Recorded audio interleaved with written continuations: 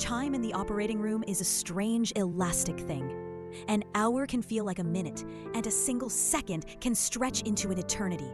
It's in that stretched out, infinite second that you lose a life. It's what happened on a Tuesday in November, under the sterile, unforgiving glare of the surgical lights at the Cleveland Clinic.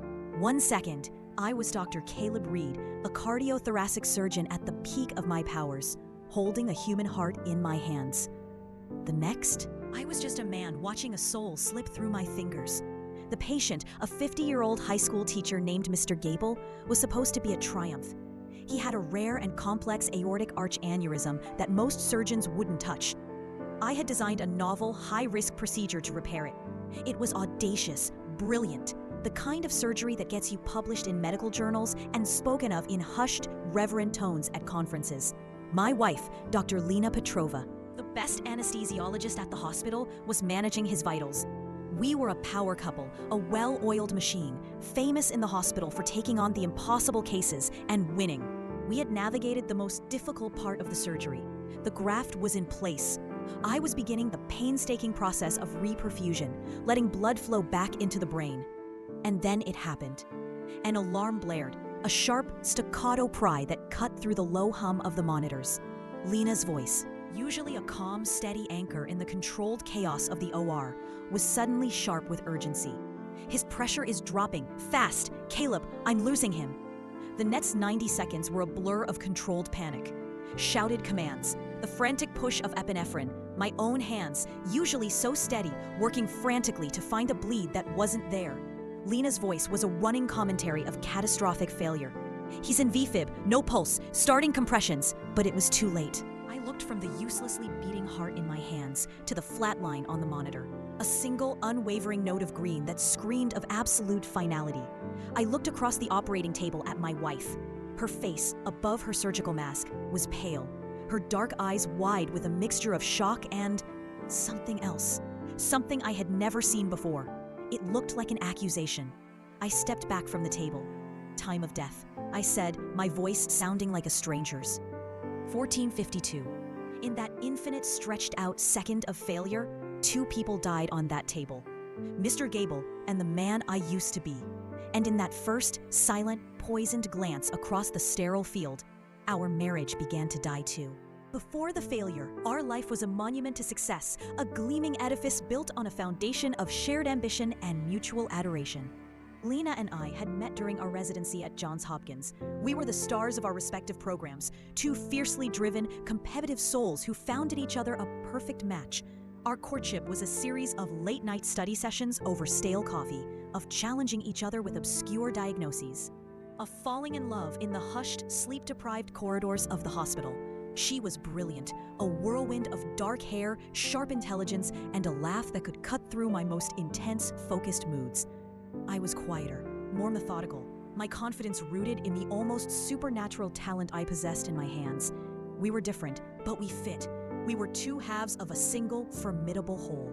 We moved to Cleveland together, recruited as a package deal by the clinic, which saw in us the future of their cardiac and anesthesiology departments. Our life in Shaker Heights was beautiful, ordered, and successful. We had a large, historic home, a circle of impressive friends who were also doctors or lawyers, and a shared schedule that was punishing but exhilarating. Our identities were completely intertwined with our work and with each other. We were Reed and Petrova, the surgical power couple. We thrived on the pressure, on the high stakes. We were saving lives, performing miracles on a daily basis, and we were doing it together. Our love story was a medical drama with a happy ending every single time. The operating room was our sanctuary. It was the one place where the outside world fell away, and we moved in perfect, unspoken sync. I knew from the slightest shift in her tone how a patient was doing. She could anticipate my needs before I even voiced them, managing the delicate dance of blood pressure and oxygenation that allowed my hands to do their work. We trusted each other with an absolute primal faith that is unique to those who hold lives in their hands together. A surgeon's trust in their anesthesiologist is total. It has to be. But success, especially in a field like ours, is a fragile thing. It breeds a particular kind of arrogance, a belief in your own infallibility. We had become so accustomed to winning, to pulling patients back from the brink, that we had forgotten the terrifying, razor-thin margin between a miracle and a catastrophe. The Gable case was supposed to be another testament to our brilliance.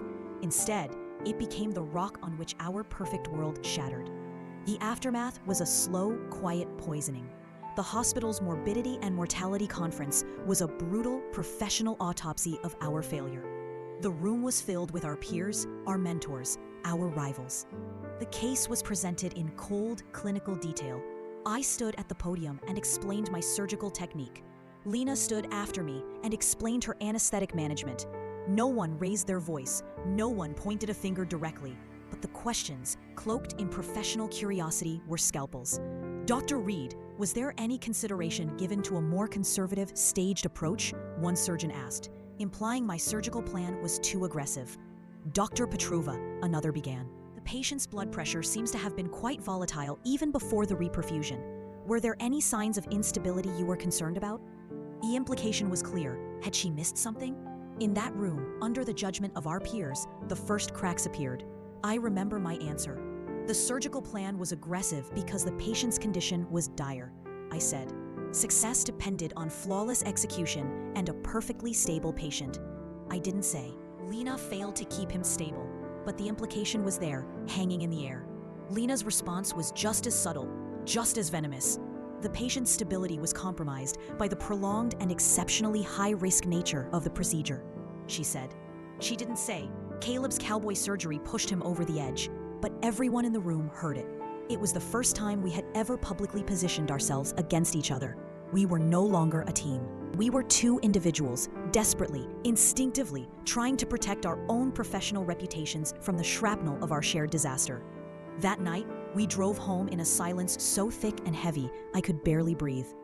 The unspoken accusations from the conference room now filled our car, our house. The home that had been a refuge from the pressures of the hospital was now the most pressurized place on earth. Then came the lawsuit. The Gable family, understandably devastated, filed a multi-million-dollar malpractice suit against us and the hospital. And the quiet professional positioning became a formal legal strategy. Our depositions were taken separately.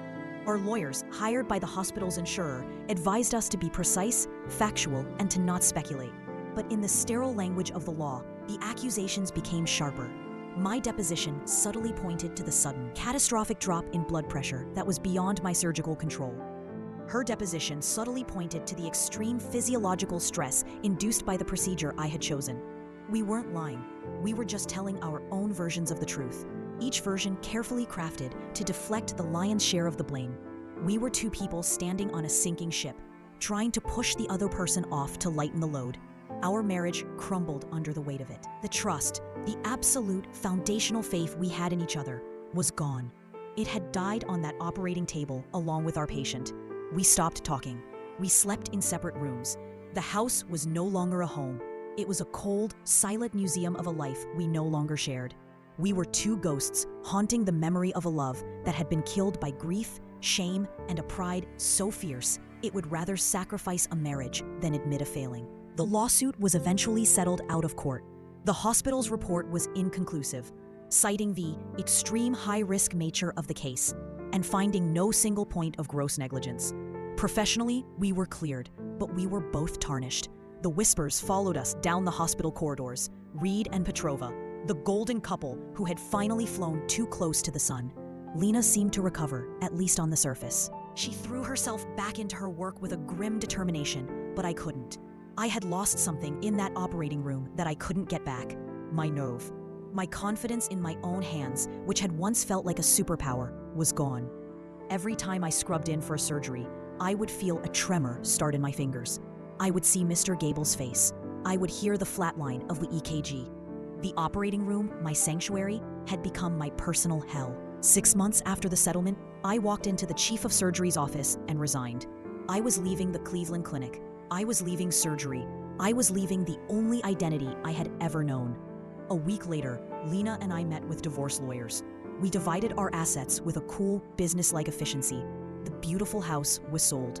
The life we had built was dismantled, piece by piece. The last time I saw her, we were signing the final divorce papers in a sterile law office. We didn't even make eye contact. "Good luck, Caleb," she said to the wall over my shoulder. You too, Lena, I replied, signing my name. And just like that, it was over. I was 38 years old, divorced and unemployed, a surgeon who could no longer bring himself to cut. I was a man who had reached the pinnacle of his profession, only to fall all the way to the bottom. I needed to disappear. I needed a place where no one knew the name Dr. Caleb Reed. I needed a job where the stakes were already at zero, where no one could die from my mistakes. A month later, I found one. An opening for a forensic pathologist at the Cuyahoga County Medical Examiner's Office. A job in the city morgue. I was moving from the art of saving lives to the science of understanding death.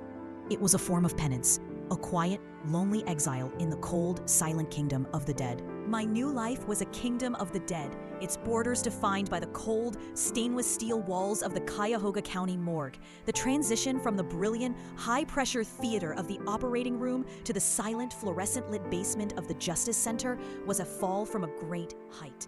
But in the free fall, I found a strange kind of peace.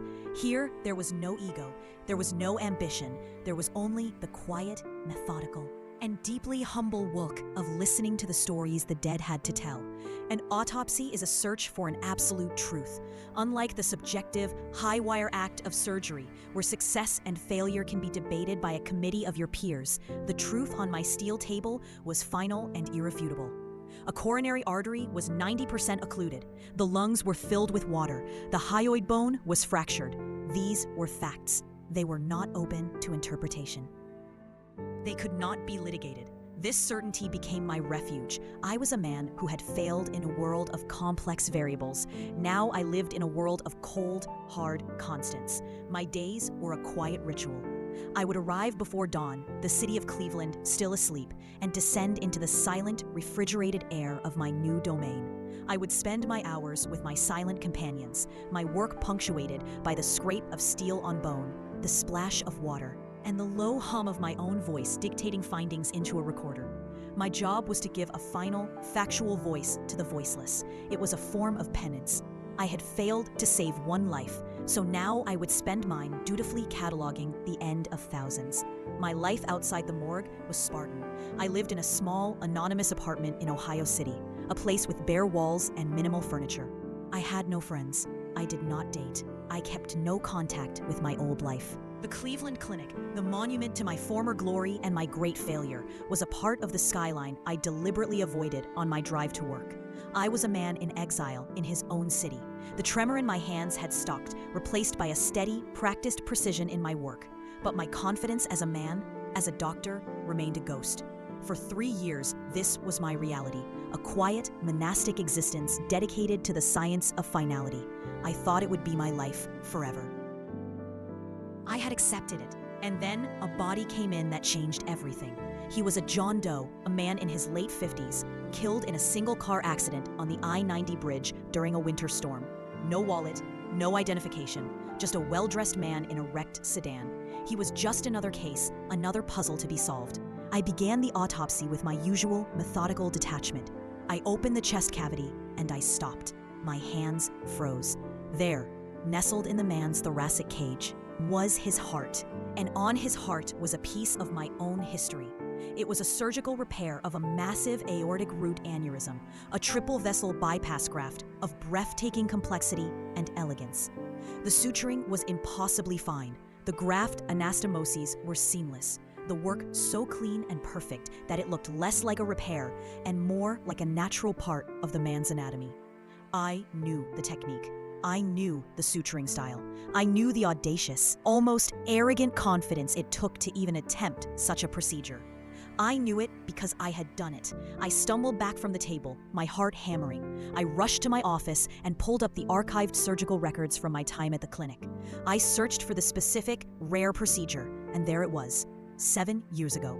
A patient named Marcus Thorne, a high-risk, last-ditch surgery that had been a resounding success. One of my greatest triumphs, a life I had saved. This John Doe on my table had been given 7 more years of life because of my hands. My hands. The same hands I now used to weigh livers and examine gunshot wounds. The same hands I believed were only good for cataloging death. A strange, forgotten feeling washed over me. A flicker of pride. A ghost of the man I used to be stood in that cold room with me. A man who had been capable of not just failure, but of miracles. For 3 years, I had defined myself by the one life I had lost. I had completely forgotten about the hundreds I had saved. The tremor returned to my fingers, but this time it was not from fear. It was from a seismic shock, a fundamental realignment of my own internal narrative. I was still grappling with this revelation when one of the detectives on the case knocked on my door. "Doc," he said, "we got a bite on a missing persons report that matches our doe's description. A woman is on her way down to do a preliminary identification. Name's Petrova." The name hit me like a physical blow. No, it couldn't be. A coincidence, a common name. But when the door to the family viewing room opened 20 minutes later, the world tilted on its axis for the second time in my life. In walked Dr. Lena Petrova, my ex-wife. She looked older, her face etched with new lines of stress around her eyes, but she was still unmistakably Lena. She had not seen me yet. She was speaking to the detective. The detective saw my expression. "You know her, Doc?" I couldn't speak. I just nodded. This man, this John Doe, testament to my forgotten skill, had been her partner. I had to be the one to tell her. I stepped into the small, sterile room. "Lena," I said. She turned and her face went ashen. The professional composure of a seasoned doctor evaporated, replaced by a raw, naked shock. "Caleb," she whispered. We stood there for a long moment. Two ghosts from a shared past, unexpectedly materialized in the last place on earth we ever expected to see each other. The air was thick with the weight of our failed marriage, our shared trauma, our years of bitter silence.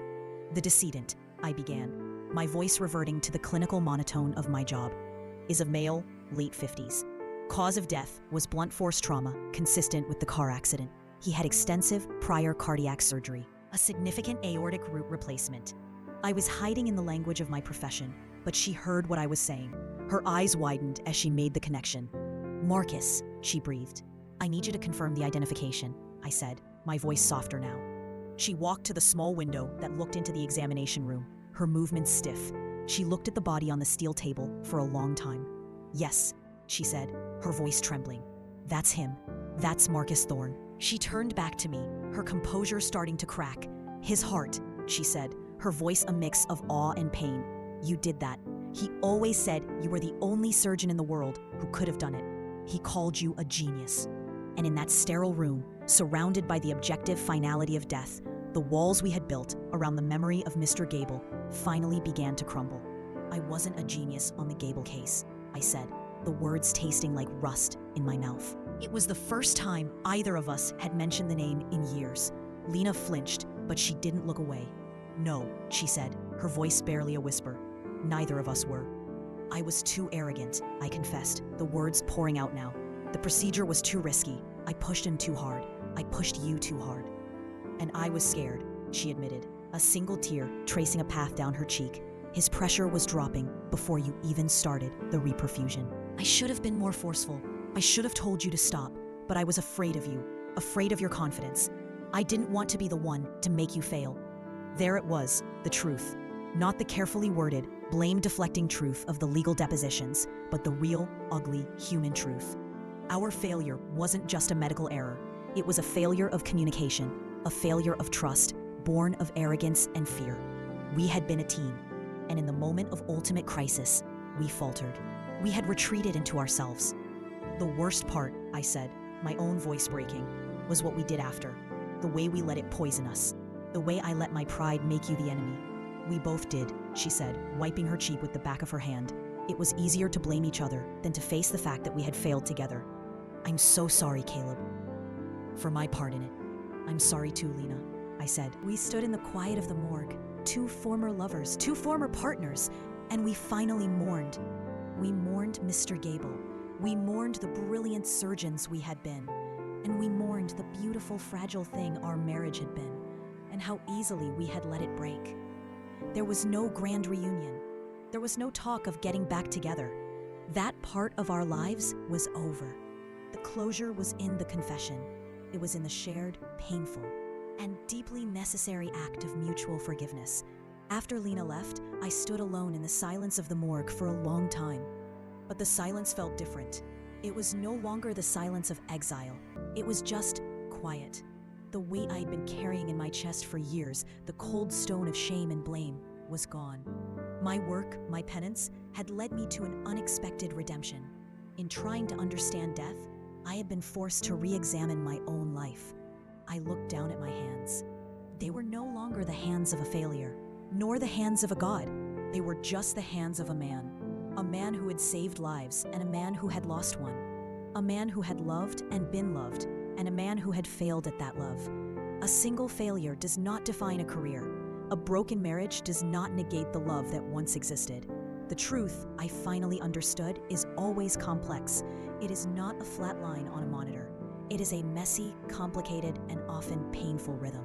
The next morning, for the first time in 3 years, I didn't drive straight to the morgue. I stopped at a coffee shop, and while I waited for my order, I picked up a copy of a medical journal left on a table.